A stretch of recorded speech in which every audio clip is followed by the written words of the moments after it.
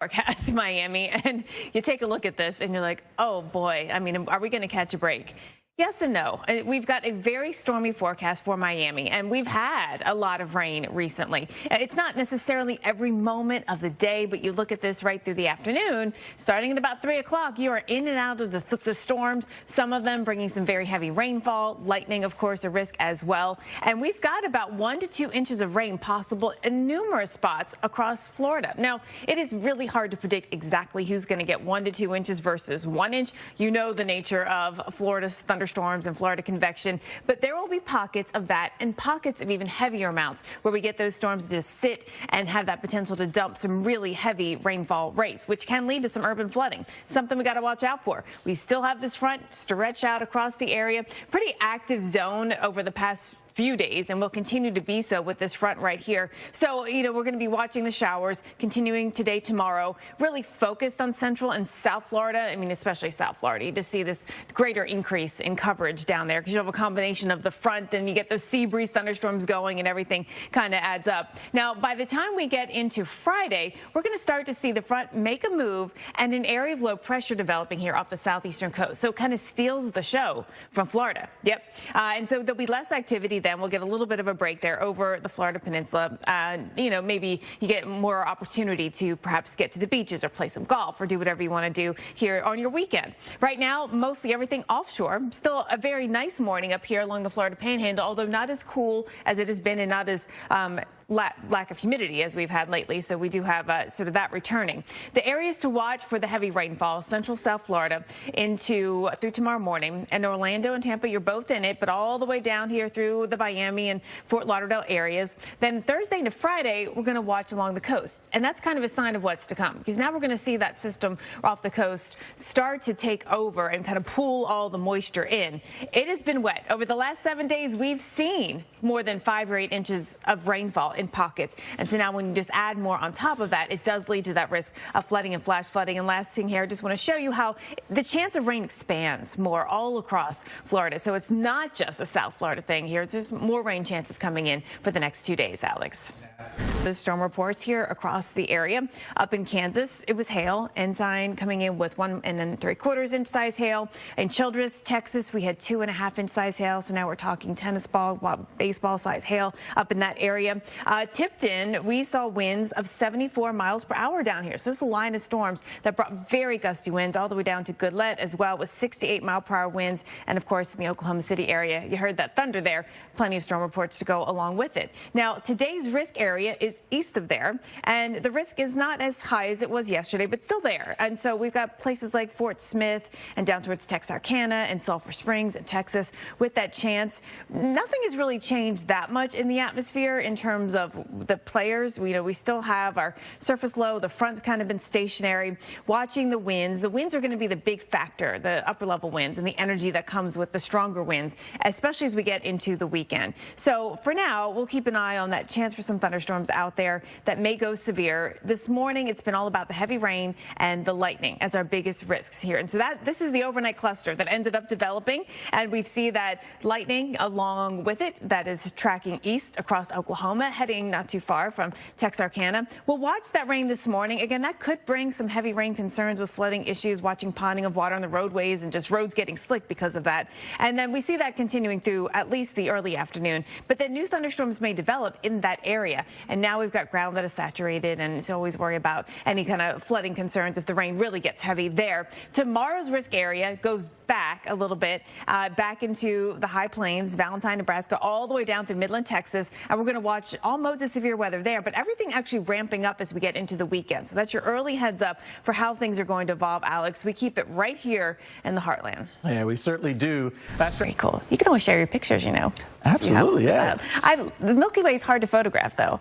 I can imagine it would be. You can't just get out your iPhone and do that, can you? I've tried, but it doesn't. You can't capture what you see, Yeah. I mean, I know you can probably at home. You're better than me, but I can. Pictures never do it justice, right? Yeah. Tropics, just to give you that perspective. 42% of the activity in the season left to go. We're marching through the season. We wrap up November 30th. There is always that secondary peak in October, though. Exactly. You can kind of see there's the peak. Of course, we're past that, but then you kind of come down and then you get that little doop, that little up. Right. And so you oftentimes have to contend with that. So this is why you have to remain vigilant, even though we're kind of getting towards the tail end of the season. And September is still a very busy month from start to finish here. And you look at where we are right now and you see that, we've got Hurricane Nigel out there. There's an area to watch that we've been talking about right off the coast of the U.S. Another area to watch now coming into more full view across the Atlantic, coming off the coast of Africa. Yeah, so we'll certainly keep an eye on that. All areas are generally open here at this time of the year when it comes to these tropical cyclones. There's what's going on with Nigel, now 100-mile-per-hour Category 2 hurricane tracking northbound right now. That general northward trajectory is expected to continue, zipping off here across the northern portions of the Atlantic. At least no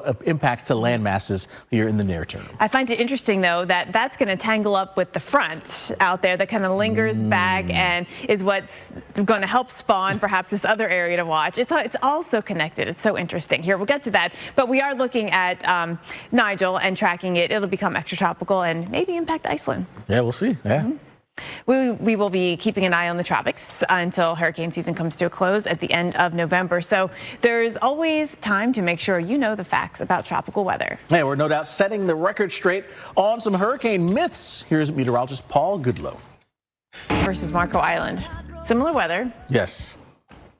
But are we? That's about it. Where in terms of where the I parallels thought you were asking lie. which one would you rather? Okay. No. I'm just thinking that's about it. The weather actually will be different. They'll both have the chance of storms, but it's still going to be kind of warm and humid in Florida. Yeah, exactly. It's either case, not the brightest of times out there for us heading towards our weekend. Yeah, I know. That's right, Alex. Here, I'll keep it going. Thank you for that, and let you know what else you can expect in Florida. Yes, we have more rain. It's actually more this week than when we get into the weekend. So maybe that's the good news. So we can salvage your weekend a little bit. At the moment, everything's offshore, so you've been able to take that walk this morning, walk the dog, maybe walk the kids to the bus stop.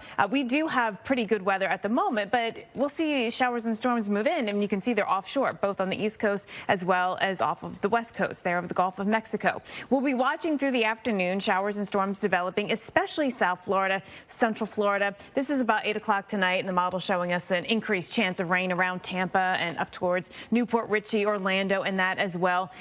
As is typical here, it's hard to pinpoint exactly where thunderstorms are going to form, but we do know it's Central South Florida for today. Tomorrow, it is a lot more of the Florida Peninsula, and even some of the Panhandle gets into that chance of rain and thunderstorms. And then as we watch into Friday, we're going to actually keep an eye on everything congealing more off the coast, and so that might throw a few showers more likely over there on that first coast all the way down through the Space Coast of Florida. Now, watching for the rain to be heavy at times, and especially where it's most persistent, meaning you get multiple chances, it'll add up to more than 1 to 2 inches, maybe even 3 to 5. I mean, there's pockets of that coming out in the modeling. Hard to pinpoint who gets 3 to 5 inches of rain, but I guess what you need to take from this is that it's possible. So big rain like that, which could cause urban flooding, is possible. Then we jump over to what's happening off the southeast coast. It still has a 30% chance of developing. It's a zone we're watching right along an old front. The zone that actually we need to keep an eye on for development extends back towards the coast of South Carolina, North Carolina.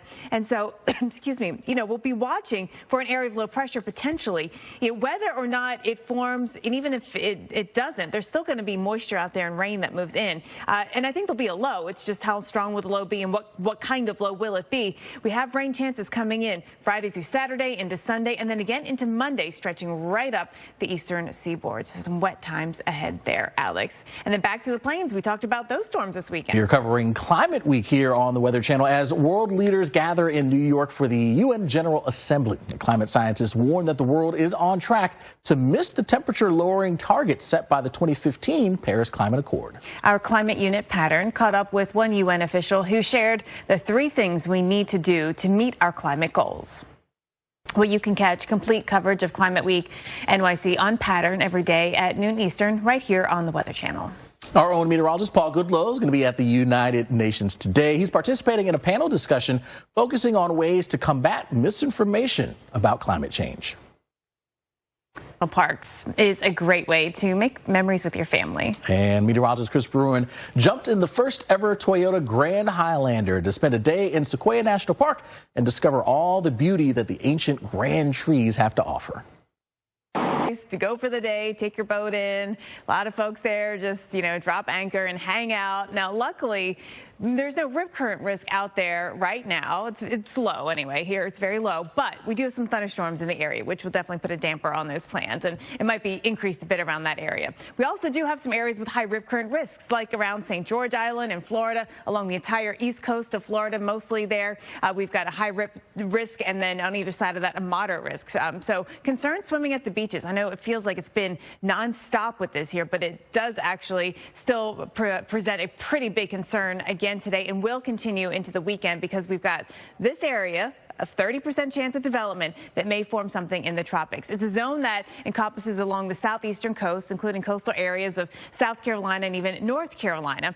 We are watching for that concern again of development there, and that would actually increase the rip current risk across the southeastern coast. Let's talk about the Gulf Coast. Gulf Shores, Alabama. For us, we are looking at a nice beach day today. Temps are going to be in the mid-80s. Again, there is that moderate risk of rip currents along parts of the Panhandle, so be careful there. Miami Beach, we also have a moderate risk of rip currents. Our problem is going to be the thunderstorms and, of course, the lightning that comes with them. Temperatures today are going to be into the mid-80s. Water temperatures about the same. Daytona Beach, we have the chance of thunderstorms mainly coming in later in the day, so you're doing better early. Temps are going to be in the upper 80s. Water temperatures low 80s. We do have a high risk of rip currents here, Alex. All right, well, a scenic sunrise. Areas to see it, and they happen in the middle of the night, so you gotta get up. I agree. Oh, welcome back, everyone. You have made it to the midweek. Thanks for allowing America's Morning headquarters to get you over the hump. That's right, the Weather Channel helping you plan here for the big events that are ahead, including, well, more storms across the Sunshine State. Florida storms, and going to be the East Coast problem by the time we get to the weekend. Yeah, look at all this lightning that we saw. This is over Broward Tuesday. We had plenty of rain. You could actually see it kind of coming down in the distance out here, the darkening of the sky. But we'll see more of that. And then all of this moves out off the coast and potentially could be our next. It could be named system. I think that's unlikely. I think subtropical is probably what we look at, which would still get a name.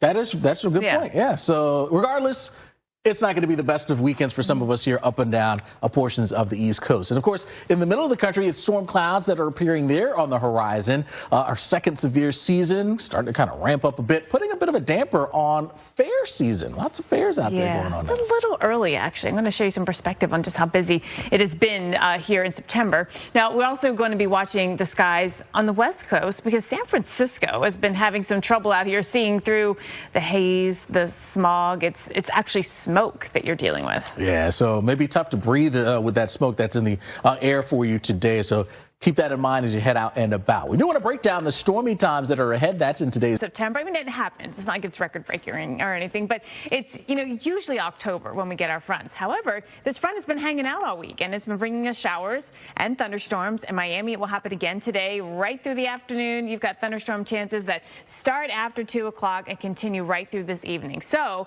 moral of that story is get done what you want to do outside early in the day. Some of the rain could be heavy at times. We have that chance of getting up to an inch, maybe 1 to 2 inches in pockets, and a few isolated areas pick up 3 to 5. Now, look, the model does put out some options for that, but you know how it is with Florida storms. It's hard to predict exactly who gets the heaviest of rainfall. We know that it's somewhere in the central and the southern part of the state that we'll see that chance, because that's where the front is hanging out. So that's where the moisture has been pooling. We're going to see that again through today, watching for rain that could be heavy at times through today, through tomorrow. Actually maybe expanding a little bit more with those rain chances. And as we get into Friday, this becomes more interesting, because now everything starts to take shape off the East Coast. And so now this low pressure becomes more of a thing. It kind of pulls all the moisture in, and the front itself is going to move through. So that will give us at least a break from some of that rain that we've had so much of here. Right now, everything's offshore, so we're kind of in a break. Although I will tell you that it's, it doesn't feel like a break, because I know at any time we'll see some of these showers building in. Off the coast of even the Gulf of Mexico, here in the Panhandle, we have thunderstorms, but nothing onshore. It's not as cool and not as low humidity as what we saw the past few days. So that's been changing. And so with all that moisture out there in the atmosphere, it could lead to some heavy rainfall. Chance of flash flooding, central and south Florida through tomorrow morning. We take it into Thursday and Friday, and now we're watching mainly just along the coast. And that gives you a sense of how things are going to evolve, with everything heading then off the southeastern coast with that low taking over. Rainfall over the past 7 days has been high across central and south Florida. We've had anywhere from 3 to 5 inches of rain already in numerous numerous spots. So when you bring this in, that could lead to that risk of flooding or flash flooding. And, urban flooding always a big concern down here in Florida when you get those bigger rainfall rates. And then again, by Thursday and Friday, now your attention is turning to what's happening off the southeastern coast. So Alex picks it up there. Yes, indeed. Some more significant damage, plus many reports of the smaller hail as well. And that was actually the primary storm report that we saw yesterday. A lot of them were hail reports. Childress, Texas coming in with that baseball-sized hail there. Up to Ensign in Kansas, we saw hail that was actually about 1.75. So, we're looking at hail over golf ball size hail there, plus all the strong winds that we had coming out of those storms down across that Texas and Oklahoma state line, right along the Red River. Now, today's area of concern is a little further east, and the risk isn't as high as we had yesterday for severe weather. Still, if it happens, all modes are possible. The morning has really been a rainfall threat, and some of that has been really heavy from Arkansas southward into northeastern Texas. Not yet into Texarkana, but it's coming, although it's been moving so slowly. And of course, that always gives us that flooding concern when things are moving along. We do expect it to diminish in activity through the afternoon hours, and then there may be some new thunderstorm activity that develops once we get after about 7 o'clock or so. Thunderstorms here around Mena, Arkansas. You can see the western part of the state. It's very isolated in nature, but again, there could be some severe weather. And then we actually are stepping backwards to look at tomorrow's severe forecast. Valentine, Nebraska, all the way down to Midland, Texas. Thunderstorms there. We'll have to watch as we get through the afternoon and evening yet again. So the overnight cluster, that's there, same spot almost as today. Now, new activity tomorrow, Texas Panhandle into Oklahoma. We'll watch for some thunderstorms, Oklahoma City yet again. And then that becomes the Thursday into Friday morning overnight activity. We'll have to watch a cluster of storms right there. Could bring some heavy rain from eastern Oklahoma into Arkansas. And then we kind of set it up for what's going to be happening this weekend. Because, Alex, we have a couple of active days ahead with the risk of severe weather. We sure do. And drier. So beneficial rain's coming in. Yes, yes, yes. I mean, we've been talking for all summer about the lack of rain across this area. Now, we are only 3/4 of the way through the year. I didn't either. I mean, it's, to get a good dark sky for stargazing, I think it'd take it to a whole nother level. Yeah. I mean, there's some places I got to work to get there. You got to work to get there, which I guess is why they're so special. Exactly. Well, you could go to of how we are, we have decently come through the season already, but 42% left. And there's, still September, which is always a very busy time. And October has that secondary peak. Yeah, absolutely. You see it here on the graph. There's the peak. Again, we're at that yellow line. So we're past that. So we're on that downward trend. But look, there's a little bit of a uptick in activity, and that happens here as we work our way on into October. So overall, we got to remain vigilant here when it comes to the tropics. Remember last year we had Nicole in November. Right. In Florida. Cocoa Beach, or that's where I was for that one. All right, so let's look at what's going on right now. We've got Nigel in the central Atlantic, Hurricane Nigel, and then two areas to watch. Of course, the one close to home, we'll talk about that. But that one coming off the Pacific all of a sudden looks a little more interesting here, just like overnight now. It's, the area to watch. The little tropical wave has come off, and it's starting to spin. Yeah, and that's expected to spin up even more in the coming days. Still plenty of time to watch it, and we will certainly do that. Meanwhile, there's what's going on with Nigel, Category 2, 100-mile-per-hour hurricane. Fortunately, it's in the middle of the Atlantic and not having an impact on any landmass here at this point. Yes. All right. So you see that projected path up to the north. Maybe it makes that turn again, and it could affect Iceland, or it might keep going and then back to the UK, Ireland, just like Lee is doing right now. Yeah, these things, they continue around the globe, right? Well, there's that wave that's come off the coast of Africa, and you can see the National Hurricane Center giving it about a 70% chance of developing somewhere in this red hatched area over the next several days. So a pretty good bet. We'll be looking at that being maybe the next system, depending on what happens with the system off the southeast coast. Could this be the next named one? Right. We shall see. All right. So this is the European model, not showing some development, but not as much as the GFS. And the GFS has a more of a direct concern out there as we get you into the really end of next week. So I'll just say this: we got plenty of time to keep an eye on this one. Yeah. We'll be keeping an eye on the tropics until hurricane season comes to a close at the end of November. So there's always time to make sure that you know the facts about tropical weather. Yeah, we're setting the record straight on some hurricane myths. Here's meteorologist Paul Goodlow. Tomorrow is so by all the different ways to measure the last day of summer, I think it's tomorrow, because the 22nd is the first day of astronomical fall. Yeah, you're right. There's nothing left. There's not much left. It's done. Hooray. Fall is here. We'll celebrate on Friday, Alex. We shall. Although we definitely don't have some great weather to go with it. That's the thing, right? Is a lot of the nation here, at least good portions, are going to be dealing with showers and thunderstorms in the weekend.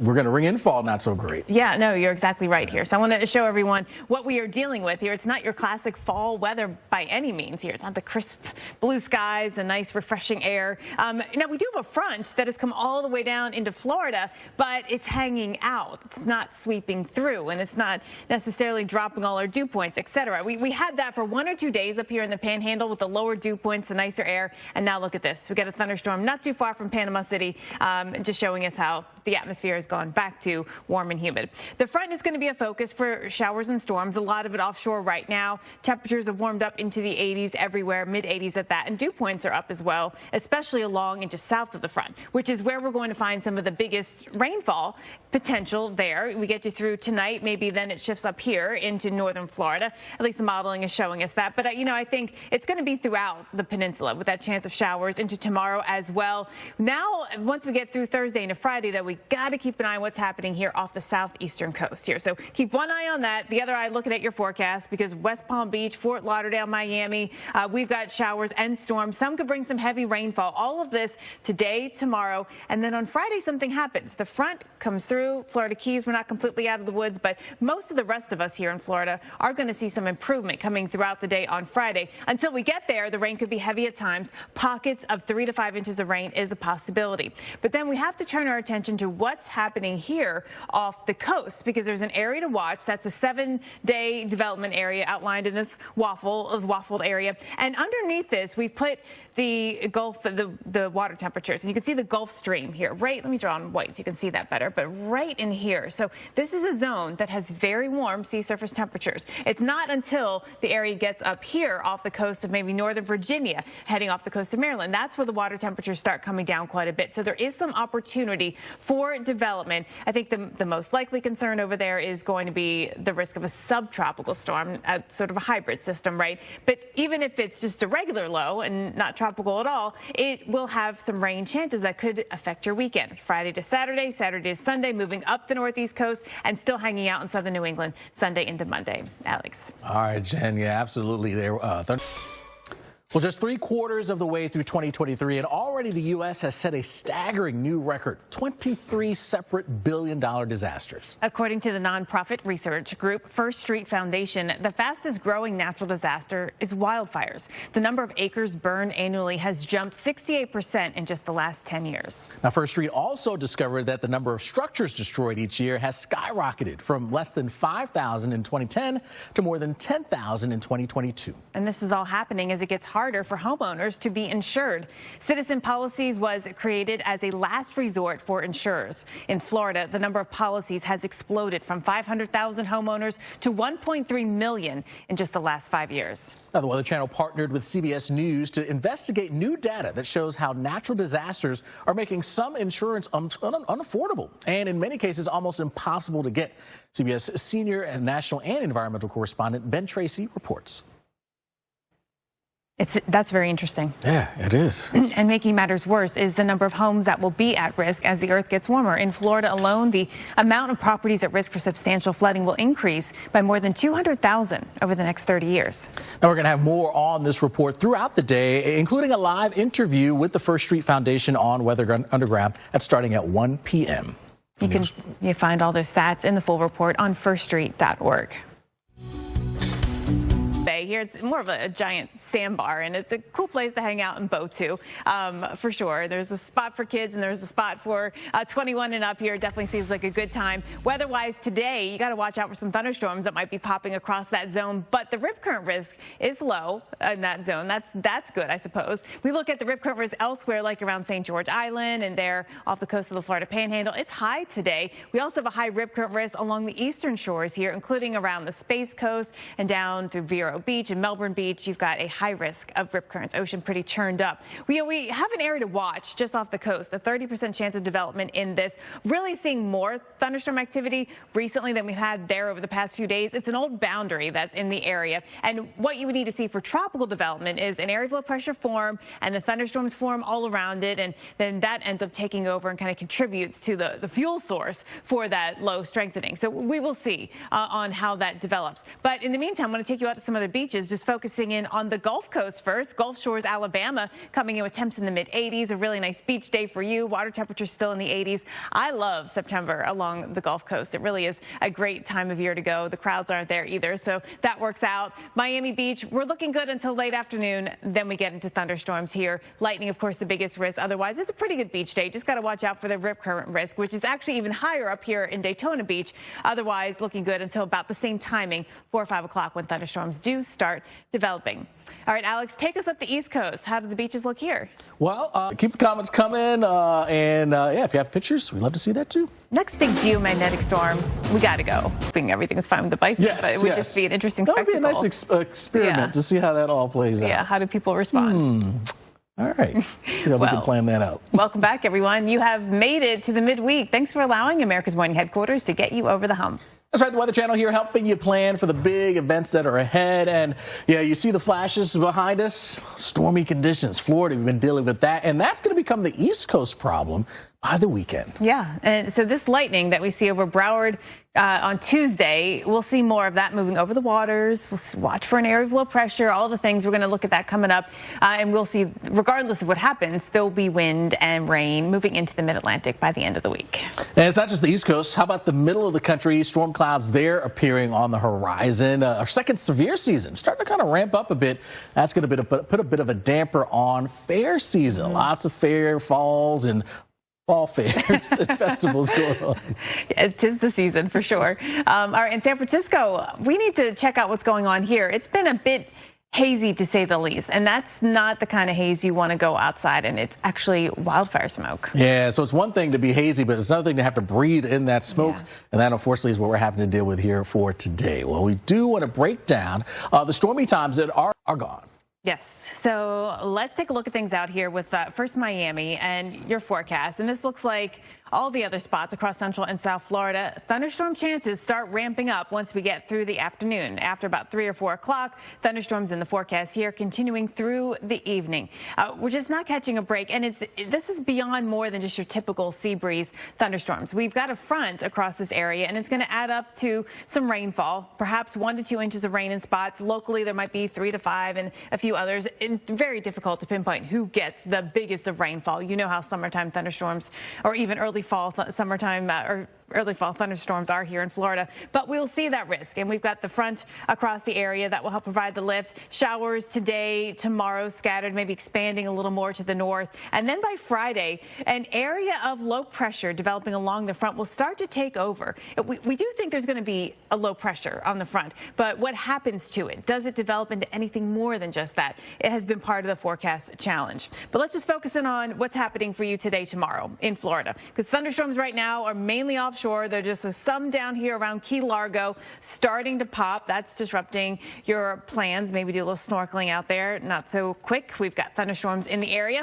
Tomorrow, we'll have the risk of rain continuing. And through tomorrow morning, we may see some flash flooding. On Thursday into Friday, we're going to actually isolate it a little more here over the eastern seaboard and extending up into Georgia. And that's because by that point, that low on the water is going to start to take over, kind of pulling in more of the moisture. It's been very wet here over South Florida over the past 7 days, running more than 3-5+ inches of rainfall in the rain buckets already. So now we bring this in, and that's why we do have those concerns for flash flooding, keeping an eye on the shower chances out there through Thursday as well. But then by later Thursday and Friday, now this area starts to become more interesting off the coast, and some of that may be throwing moisture back into Jacksonville and St. Augustine. We are still going to see some shower chances there in South Florida through Friday, but as we get you into the weekend, we will see, I think, a better chance of not getting rain, which is not been the case lately. By the way, looking ahead to next week, though, we'll have renewed rain chances coming back. There is an above average chance